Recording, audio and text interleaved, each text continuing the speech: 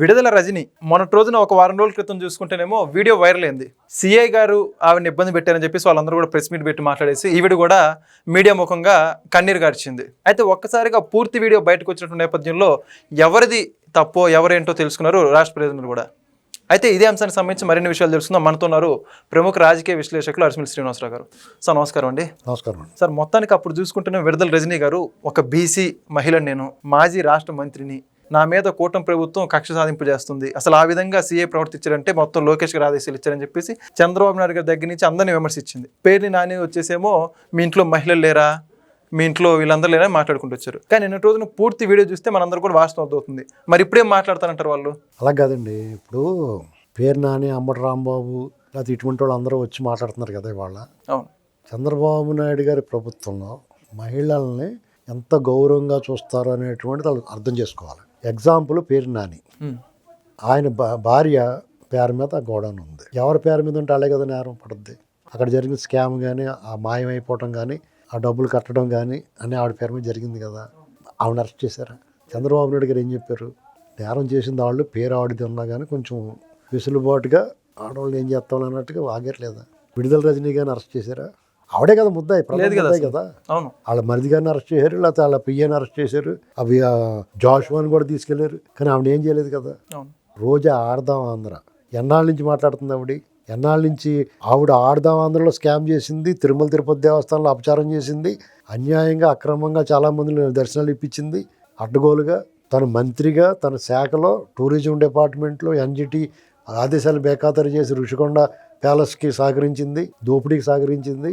ఇవన్నీ కాకుండా నోటుకొచ్చినట్టు దుర్వాసన వెదజల్లింది, అసభ్యమంగా మాట్లాడింది. ఇన్ని నేరాలు చేసినా కానీ రోజా ఇప్పటి వరకు అరెస్ట్ ఎందుకు చేయలేదు? కేవలం మహిళలు కాబట్టే. మాలాటోళ్ళు ఏం చెప్తున్నామంటే, మేము చెప్పాం, ప్రభుత్వానికి చెప్తున్నాం, విజ్ఞప్తి చేస్తున్నాం. కూటమి ప్రభుత్వం మహిళలను గౌరవిస్తారు, మాకు తెలుసు, గౌరవించండి. మహిళల్ని కించపరచకూడదు కానీ, అవమానించకూడదు కానీ, అగౌరవపరచకూడదు కానీ. ఈ నేరం చేసిన వాళ్ళు ఎలా వదిలేస్తారు? మీరు ఎందుకు వదిలేస్తారు?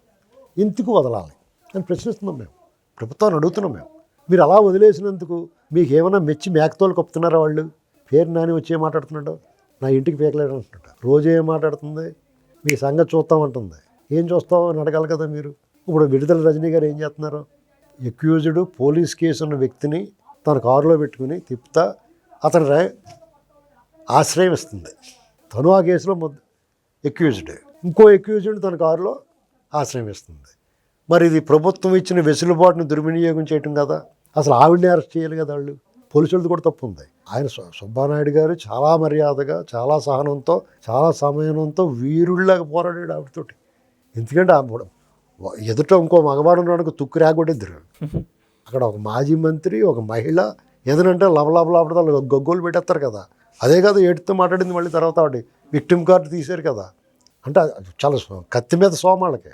చాలామంది నెటిజన్స్ ఏ రకంగా స్పందిస్తున్నారంటే, సాధారణ పౌరులు మహిళా పోలిని తీసుకొచ్చి ఎరగొట్టేసి లోపల చేయాలి కదా ఆవిడని అంటున్నారు. ఆ రకంగా రెచ్చిపోయింది ఆవిడకి ఎంత హుందాగా ఉండేది ఆవిడ. ఎక్కడ కట్టు బొట్టు తీరు మాట తీరు అంతా కూడా అఫీషియల్గా ఉండేది. చేసే పనులన్నీనేమో ఇలాగా ఆ మైన్స్ ఆక్రమించుకోవడం, లేఅవుట్ల దగ్గర డబ్బులు లాగడం, పోలీస్ స్టేషన్ తీసుకెళ్ళి కొట్టించేసి చూడటం, ఇలాంటి పనులన్నీ చేసింది ఆవిడ. అన్నీ నేరాలు కదా. సిగ్గు లేకుండా సమర్థిస్తా మళ్ళీ వచ్చి ప్రెస్ మీట్లు పెడతారు. మరి బాబు వదిలేసారు, పట్టించుకోలేదు, అక్కడితో సరిపెట్టుకోండి అని చెప్పాలి. అంతేగాని వీళ్ళందరూ చేసిన పని ఏంటంటే ఆవిడ ఏం చేయడానికి ఇవన్నీ చేసేది.